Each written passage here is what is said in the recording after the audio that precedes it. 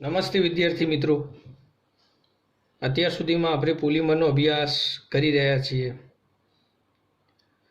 પોલિમરમાં અગાઉ 4 લેક્ચરનો અભ્યાસ તમે કર્યો છે અને પાંચમું આપણે ફરી અભ્યાસ કરી રહ્યા છીએ. તો એ 4 વિડીયો 4 લેક્ચરમાં તમે શું અભ્યાસ કર્યો એનું એક નાનું રિવિઝન અને પછી આપણે પોલિમરની બનાવટમાં આગળ વધીશું. તો એકમ 15 પોલિમરનો આપણે પ્રથમ અર્થ સમજ્યા હતા કે પોલી અને મર એટલે શું. તો પોલી એટલે ઘણા, મર એટલે એકમ, ભાગ એટલે અસંખ્ય ભાગોનું જોડાણથી જે વિરાટ અણુ બને એને પોલિમર કહે છે. એ પોલિમરના ઉદાહરણમાં ઇથિનમાંથી પોલિથીન આપ્યું હતું કે ભાઈ ઇથિનમાંથી પોલિથીન ક્રમિક કેવી રીતના બને છે. તો મુક્ત મૂલક પ્રક્રિયા દ્વારા બનતો એક પોલિમર છે. સાંકળ સ્વરૂપ એટલે ચેન સ્વરૂપ બંધારણ છે. પણ આપણે એ વખતે અભ્યાસ કર્યો હતો કે આવી લાંબી પ્રક્રિયાથી બનાવટ નથી કરવાની, ઇથિનમાંથી પોલિથીન એક નાની બનાવટ દ્વારા સમજીશું. ચલો ઓકે. તો આ થઈ શરૂઆતની કે પોલિમર કેવી રીતના બને છે તે. એ પોલિમરને સમજવા માટે આપણે ઉદાહરણ લીધા હતા કે ઇથિનમાંથી પોલિથીન બનાવ્યો તો એક્રિલોનાઇટ્રાઇલમાંથી પોલી એક્રિલોનાઇટ્રાઇલ, પછી બ્યુટા 1,3-ડાઇન, સ્ટાયરીનમાંથી styrene butadiene, rubber, hexamethylene diamine adipic એસિડમાંથી નાયલોન 6,6. અને આના આધારે આપણે સમજ્યા હતા વ્યાખ્યાઓ. એ વ્યાખ્યાઓ કઈ હતી? મોનોમર, પોલિમર, પોલિમરાઇઝેશન પ્રક્રિયા, આવર્તની એકમ, પોલિમરાઇઝેશન અંશ, ઓલિગોમર, ભારે પોલિમર.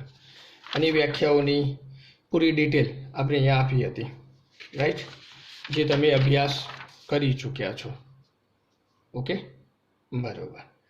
તો અહીંયા આ વ્યાખ્યાઓ બાદ જે મુખ્ય ટોપિક હતો એ ટોપિક પોલિમર પદાર્થોનું વર્ગીકરણ. દરેક પોલિમર એક સરખું બંધારણ ગુણધર્મો ધરાવતો નથી, આથી એનું વર્ગીકરણ કરવું જરૂરી છે. વર્ગીકરણ મેં અહીંયા 5 લખ્યા છે, પણ જે 5મું વર્ગીકરણ છે એનો સમાવેશ ત્રીજા વર્ગીકરણમાં થઈ જાય છે. જેમ કે હાલ આપણે શરૂઆતમાં શીખ્યા, ધ્યાન રાખજો, ઇથિનમાંથી પોલિથીનનું જે પહેલું જ ઉદાહરણ આપ્યું એ સાંકળ સ્વરૂપ હતું, યોક્સિલ પોલિમર હતો. એટલે એનું ખાસ કોઈ મહત્વ નથી, એનો ઉપયોગ એ આમાં આવી જશે, એટલે કે એનું વર્ગીકરણનો સમાવેશ આમાં થઈ જશે. એટલે થયા વર્ગીકરણ મુખ્ય 4: સ્ત્રોતના આધારે, બંધારણના આધારે, પોલિમરાઇઝેશન પ્રક્રિયાના આધારે અને આણ્વીય બળના આધારે. સ્ત્રોતના આધારે એમાં 3 કુદરતી પોલિમર, અર્ધ સાંશ્લેષિત, સાંશ્લેષિત, જેનો આપણે અભ્યાસ કર્યો છે એટલે સમય બગાડીશું નહીં, એ તમને ખ્યાલ છે. બંધારણના આધારે રેખીય, શાખીય, મિશ્ર બંધિત, તો એનો આપણે અભ્યાસ કર્યો છે, ખ્યાલ છે. યોક્સિલ સંગનન અને એમાં હોમો અને કો. ઓકે. બંધારણના આધારે જ્યારે અભ્યાસ કરતા એમાં LDP, HDPનો પણ આપણે અભ્યાસ કરી ચૂક્યા છીએ, જે ગુણધર્મો માટે અગત્યનો ટોપિક છે. મૂળ એક વિધાન એટલું યાદ રાખજો કે વર્ગીકરણ એ પોલિમર પદાર્થોના ગુણધર્મો માટે સૌથી અગત્યનું વિધાન. ચલો, ક્લિયર? ઓકે. તો અહીંયા 2 ક્લિયર થયા. ત્રીજું, પોલિમરાઇઝેશન પ્રક્રિયાના આધારે. તો ઘણા પોલિમર યોક્સિલ પોલિમર કહેવાય છે અને ઘણા સંઘનન. તો યોક્સિલ કોને કહેવાય, સંઘનન કોને કહેવાય, એની આપણે અગાઉ ચર્ચા કરી હતી, યોક્સિલ પોલિમર અને સંઘનનની. યોક્સિલ એટલે ફક્ત પોલિમર જ બને, એના સિવાય બીજી કોઈ નિપજ મળતી નથી. અને સંઘનનમાં પાણી, આલ્કોહોલ, એમોનિયા, HCl જેવા અણુ છૂટા પડે પોલિમર ઉપરાંત, તો એને આપણે સંઘનન કહીએ છીએ. એમાં જ આપણે હોમો અને કોનો અભ્યાસ કર્યો. તો હોમો પોલિમર, હોમો એટલે શું? તો એક જ પ્રકારના મોનોમરમાંથી પોલિમર બને. કો એટલે એક કરતાં વધુ પ્રકારના મોનોમરમાંથી પોલિમર બને. ચલો, ક્લિયર? આ એક ધ્યાન રાખજો, ત્રીજું વર્ગીકરણ. ત્યારબાદ વર્ગીકરણ 4. ચોથા વર્ગીકરણમાં આણ્વીય બળના આધારે. એમાં કોને ઇલાસ્ટોમર કહેવાય, કોને રેસાઓ કહેવાય, કોણ થર્મોપ્લાસ્ટિક, કોણ થર્મોસેટિંગ પોલિમર છે, એનો અભ્યાસ કર્યો. હવે ઘણા વિદ્યાર્થીઓને પ્રશ્ન થાય કે આ વર્ગીકરણ ક્યાં ઉપયોગી છે, આ વર્ગીકરણનો ઉપયોગ ક્યાં થાય? તો થિયરીમાં તો પૂછી શકાય, પણ ઉપરાંત એનો મેન ઉપયોગ પોલિમર પદાર્થોના ગુણધર્મોમાં છે. ઉદાહરણ તરીકે આપણે પોલિમર પદાર્થની શરૂઆત કરી હતી કે પોલિમર પદાર્થોનું ઔદ્યોગિક ઉત્પાદન ગુણધર્મો અને ઉપયોગો, રાઈટ? તો એમાં નિમ્ન ઘનતા પોલિથીન અને ઉચ્ચ ઘનતા પોલિથીન બનાવ્યું. નિમ્ન ઘનતા અને ઉચ્ચ ઘનતા વિશે આપણે સમજ્યા કે લો ડીપી, હાઈ ડીપી એટલે શું. તો ભાઈ આ પોલિથીનમાં ઘનતા, ગલનબિંદુ, સખ્તાઈ, મજબૂતાઈ, મોનોમરના અણુઓનું જોડાણ, ઘસારાનો પ્રતિકાર કરવાની ક્ષમતા ઓછી હશે, આમાં વધુ હશે. આ આના ગુણધર્મો છે, ગુણધર્મો. પણ આ ઉપરાંત જે તમે વર્ગીકરણ શીખ્યા એમાંથી કયા કયા ગુણધર્મોનો સમાવેશ કરી શકાય, તો એ એક એક શીખવાડું. જુઓ, એક એક પોઈન્ટ આપણે ધ્યાનમાં લઈએ વર્ગીકરણના આધારે. જેમ કે પહેલું સ્ત્રોતના આધારે તમે વર્ગીકરણ કર્યું તો આમાં કયો ગુણધર્મ આવશે એમાંથી, તો સ્ત્રોતના આધારે તો ઇથિનમાંથી પોલિથીન બન્યો તો માનવ નિર્મિત છે, તો માનવ નિર્મિત પોલિમર છે. જો સ્ત્રોતના આધારે જે પ્રકાર હતા ને એમાંથી એક ગુણધર્મ આનો આવ્યો, માનવ નિર્મિત પોલિમર.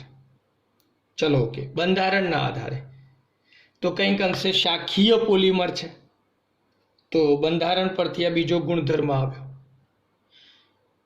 ત્રીજું વર્ગીકરણ હતું પોલિમરાઇઝેશન પ્રક્રિયાના આધારે, તો મેઇન પોઈન્ટ છે. કેવી રીતના જુઓ કે ઇથિનમાંથી પોલિથીન બન્યો તો આ પ્રક્રિયા પોલિમરાઇઝેશન ખરી, પણ કેવી? યોક્સિલ પોલિમર કે સંગઠન? તો તમે કહેશો ભાઈ યોક્સિલ. તો મેઇન પોઈન્ટ યોક્સિલ કેમ? તો ફક્ત પોલિમર બને છે, પાણીનો અણુ છૂટું પડતું નથી, આલ્કોહોલ, એમોનિયા છૂટું પડતું નથી, તો યોક્સિલ. ચલો યોક્સિલ આવી ગયું. હવે એમાં હોમો કે કો? તો તમે કહેશો કે ભાઈ હોમો. કેમ હોમો? તો એક જ પ્રકારના મોનોમર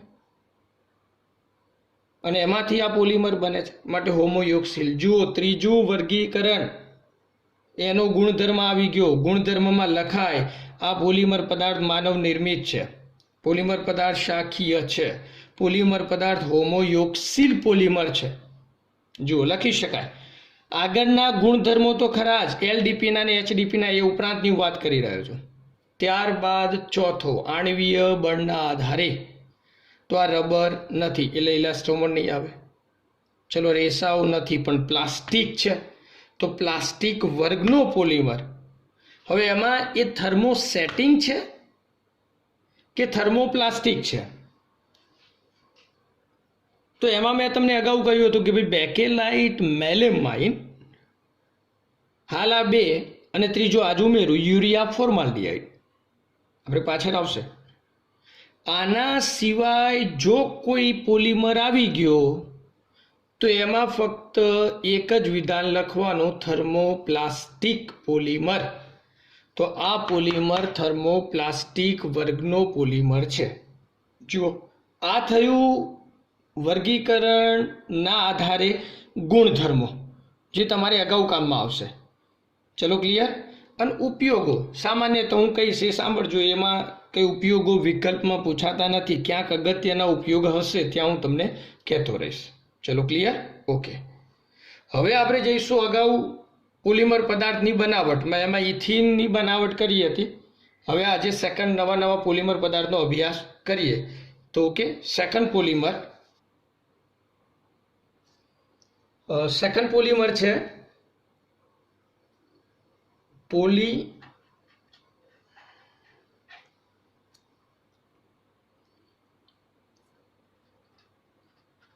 ટેટ્રાફ્લોરોઇથિન. પોલીટેટ્રાફ્લોરોઇથિન, ધ્યાન રાખજો, આ પોલિમરનું નામ છે, જેને ટૂંકમાં કહેવાય પોલીટેટ્રાફ્લોરોઇથિન, PTFE, જેને ટૂંકું નામ આપ્યું ટેફલોન. ઓકે, આ એનું ટૂંકું નામ છે. હવે આ શેમાંથી બને? તો મેં તમને કહ્યું કે મોનોમરની ઓળખ આમાંથી મળી જશે. પોલી શબ્દ કાઢી નાખો તો ટેટ્રાફ્લોરોઇથિન. આ મોનોમર થઈ ગયો.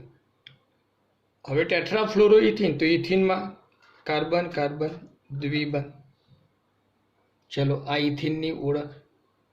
ટેટ્રાફ્લોરો તો 2 ફ્લોરિન આ બાજુ, 2 ફ્લોરિન આ બાજુ, તો CF2 દ્વિબંધ CF2 આ મોનોમર, આને કહીશું ટેટ્રાફ્લોરો ઇથિન.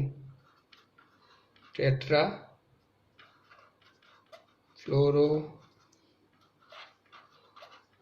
ઇથિન. એના કેટલા અણુ લેવાના? અસંખ્ય. ચલો પોલિમરાઇઝેશન પ્રક્રિયા કરો. તો પાઈ બંધ તૂટે પહેલાં આપણે પોલિમર પદાર્થ બનાવીએ. તો પાઈ બંધ તોડો તો શું બનશે? CF2 બંધ CF2 બંધ અને અહીંયા N. પોલિમરાઇઝેશન પ્રક્રિયાના અંતે પોલિમર બન્યું, જેને કહીશું PTFE, પોલી ટેટ્રાફ્લોરો ઇથિલિન. ઓકે, હવે આમાં આપણે ઉમેરીએ તો પોલિમરમાં તાપમાન આપવું પડશે, આમાં પ્રેશર આપવું પડે. ચલો ક્લિયર. શેનાથી બનશે? તો હાલ આપણે મુક્ત મૂલક જ અભ્યાસ કરીએ છીએ, તો મુક્ત મૂલક અથવા આમાં એક વધારાનો પર સલ્ફેટ. મુક્ત મૂલકમાં પેરોક્સાઇડ હોય તો એ જ રીતના પર સલ્ફેટ ઉદ્દીપકની હાજરીમાં બને છે. એના સિવાય તમે વિચાર કરો, ચલો જવાબ કે ભાઈ આ મોનોમરમાંથી પોલિમર બને તો હોમો કે કો? આવી ગયો મગજમાં વિચાર? તો આ થશે હોમો. ચલો ઓકે. હજુ વિચાર કરો કે યોક્સિલ કે સંગનન? આવી ગયો મગજમાં વિચાર? સંગનન, સોરી યોક્સિલ. યોક્સિલ કારણ કે ફક્ત પોલિમર પદાર્થ જ બને છે, કંઈ છૂટું પડતું નથી. તો હોમો યોક્સિલ થઈ ગઈ બનાવટ. તો ટેટ્રાફ્લોરોઇથિનમાંથી પોલીટેટ્રાફ્લોરોઇથિલિન બનાવ્યું પોલિમર પદાર્થ, જેને ટેફલોન કહીએ છીએ, જે હોમોયોક્સિલ પોલિમરાઇઝેશન છે. મુક્ત મૂલકની હાજરીમાં અથવા પર સલ્ફેટ ઉદ્દીપકની હાજરીમાં બનતો પોલિમર. હવે આ ટેફલોન ક્યાં ઉપયોગી, ક્યાં વપરાય? તમે જોયું હશે. તો જે પ્લમ્બર છે એ ક્યાંક નળ ફિટ કરે ને ત્યારે એક વ્હાઇટ ટેપ વાપરે છે, ચળકથી વ્હાઇટ ટેપ, જેને ટેફલોન ટેપ કહે છે. અથવા કોઈ મિકેનિકલ ગાડીમાં કોઈ સ્પેર પાર્ટ ફિટ કરતો હોય તો એના ઉપર કોઈ વ્હાઇટ ટેપ વાપરતો હોય તો એને ટેફલોન ટેપ કહે છે. ટેફલોન એક અગત્યનો પદાર્થ છે જે અર્ધઘન ઘન પદાર્થમાં ઉપયોગ થઈ શકે. ટેફલોન એવું નહીં કે ઘન જ હોય, અર્ધઘન પણ આવી શકે છે, સેમી સોલિડ. તો એ ટેફલોનની આપણે ગુણધર્મો તરીકે ચર્ચા કરીએ તો ઉદાહરણ તરીકે એ જ આપું છું કે ભાઈ નળમાં નળ ફિટ કરવા જે મેઇન નળ છે એના ઉપર ટેફલોન ટેપ લગાવવામાં આવે ને પછી એને ફિટ કરવામાં આવે તો એમ કે 2, 5, 6 મહિના કે 12 મહિના ટેપને કશું થશે નહીં, રાસાયણિક દ્રષ્ટિએ નિષ્ક્રિય. અને પોલિમર પદાર્થ આમે રાસાયણિક દ્રષ્ટિએ નિષ્ક્રિય હોય છે. એટલે પહેલું વિધાન ધ્યાન રાખજો ગુણધર્મોમાં. બીજું, એને કાટ લાગતો નથી. તમે 6-12 મહિને ચકલી છે કે નળ છે એને ખોલી નાખો ને તો એ ટેપ એમના એમ નીકળે. તો એક ક્ષારણનો પ્રતિકારક કરવાની ક્ષમતા છે. ત્રીજું, કે એનામાં તાપમાન સહન કરવાની ખૂબ સારી ક્ષમતા છે. હા, ટેફલોનનો મેઇન પોઈન્ટ આ છે, તાપમાન સહન કરવાની ક્ષમતા ખૂબ સારી. અને જો આમ મહત્તમ ક્ષમતાની, જેમ કે બેકેલાઇટ મેલેમાઇનની સાપેક્ષે ઓછું, એટલે એક અર્થે તાપમાન સહન કરવાની ક્ષમતામાં લઈએ તો થર્મોસેટિંગ, પણ સંપૂર્ણપણે થર્મોસેટિંગ નથી. એ થર્મોપ્લાસ્ટિક વર્ગનો પોલિમર છે. ગરમ કરતાં કંઈક અંશે નરમ બને, બંધારણ બદલાય, પણ ઊંચા તાપમાને. માટે આપણે કહી શકીએ કે ભાઈ તાપમાન સહન કરવાની ક્ષમતા હોવાથી થર્મોપ્લાસ્ટિક વર્ગનો પોલિમર, પણ કંઈક અંશે થોડો ઘણો થર્મોસેટિંગનો ગુણધર્મ આવે.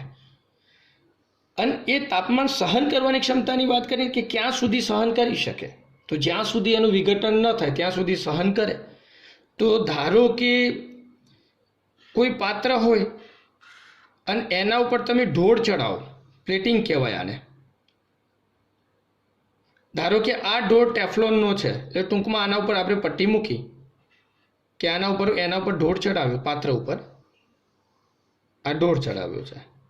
હવે તમે આને ગરમ કરો તો ગરમ કરતા 573 કેલ્વિનથી ઊંચું તાપમાન થાય તો આ ઢોળ જે ચડ્યો છે, આ ટેફલનનું પડ છે, એનું વિઘટન થાય. એ તાપમાન સહન કરવાની ક્ષમતા ખૂબ ઊંચી થઈ, કારણ કે 573 કેલ્વિન તાપમાન એ ખૂબ ઊંચું તાપમાન કહેવાય. માટે કહ્યું છે કે મૂળ ગુણધર્મ થર્મોપ્લાસ્ટિકનો પણ કંઈક અંશે થર્મોસેટિંગનો, તાપમાન સહન કરવાની ક્ષમતા. આ ધ્યાન રાખો. આથી હવે જોજો આનો ઉપયોગ ક્યાં થાય. ગુણધર્મો ફરી એકવાર બોલું. રાસાયણિક રીતે નિષ્ક્રિય, પાણી રોધક, ક્ષારણ પ્રતિરોધક, ઉચ્ચ તાપમાન સહન કરવાની ક્ષમતા, એક અર્થે થર્મોપ્લાસ્ટિક પણ કંઈક અંશે થર્મોસેટિંગ. ટેફલોનનો ઢોળ જે ચડાવવામાં આવે છે એનું વિઘટન ખૂબ ઊંચા તાપમાને 573 કે તેથી ઊંચા તાપમાને થાય છે. આથી તાપમાન સહન કરવાની ક્ષમતા ધરાવતો પોલિમર. હવે એ ઉપયોગ એટલે આ ગુણધર્મો હતા. હવે ઉપયોગમાં જઈએ તો ટેફલોનનો ઉપયોગ મશીનરીમાં ઘસારાનો પ્રતિકાર કરવા માટે ઊંઝણ તરીકે, જેમ કે ગ્રીસ,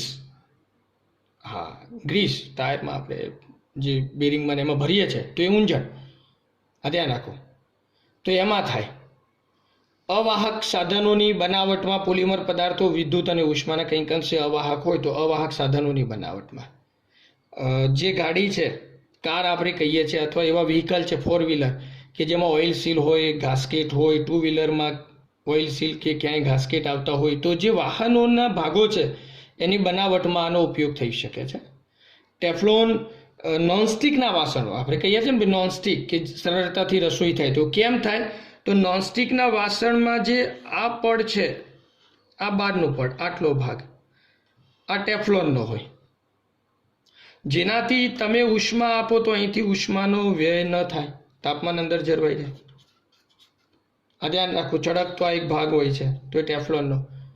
અને એ કેવી રીતના બનાવવામાં આવે તો લિક્વિડ લેયર અથવા સેમી સોલિડ લેયર લગાવીને એનું આ સપાટીને ખેંચાણ આપવામાં આવે અને એને સૂકવવા દેવામાં આવે એટલે તૈયાર થાય.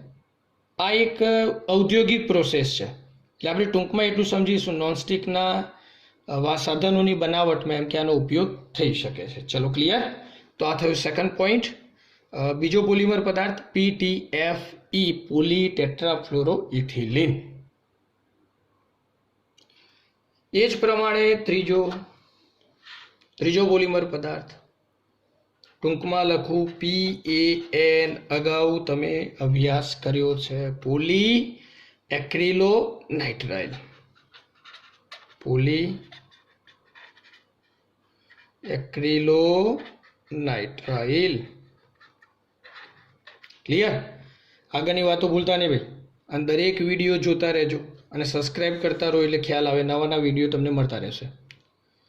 તો પોલી એક્રિલોનાઇટ્રાઇલ, જેને આપણે સેકન્ડ પોઈન્ટમાં કહ્યું હતું ઓર્લોન, રાઈટ? ક્લિયર? હવે આ બનશે શેમાંથી? પહેલી આપણે બનાવટ લઈશું. બનાવટ શેમાંથી થાય તો ખ્યાલ આવી ગયો હશે. પોલી શબ્દ હાલ ભૂલી જાઓ તો એક્રિલો નાઇટ્રાઇલ, અને એક્રિલો નાઇટ્રાઇલ એટલે CH2 દ્વિબંધ CH અને અહીંયા CN. એક્રિલો નાઇટ્રાઇલ, CN સમૂહ છે એટલે નાઇટ્રાઇલ લાગશે. અસંખ્ય અણુ લઈ લો. ક્લિયર? તાપમાન દબાણ આપો, દરેકમાં ના લખો તો એ વાંધો નહીં, એ તો સમજી જવાશે. ઓકે, બનાવટ કરો. પહેલાં પાઈ બંધ તૂટશે તો CH2 બંધ, CH બંધ, CN બંધ અને અહીંયા N. આને કહીશું પોલી એક્રિલોનાઇટ્રાઇલ ઓર્લોન. ચલો ઓકે. હવે આપણે આમાં ઉમેરો કરો. તો હવે આમાં તો તમને ખ્યાલ આવી જવું જોઈએ, માસ્ટર બની જાઓ. POLYN, પોલિમરાઇઝેશન પ્રક્રિયા. પરંતુ યોગશીલ સંઘનન તો ફક્ત પોલિમર જ મળે છે, કંઈ છૂટું પડતું નથી, એટલે યોગશીલ. હોમો કે કો તો એક જ જવાબ, એક જ પ્રકારના મોનોમરમાંથી બને માટે હોમોયોક્સિલ પોલિમરાઇઝેશન પ્રક્રિયા કોની હાજરીમાં થઈ? તો મુક્ત મૂલક.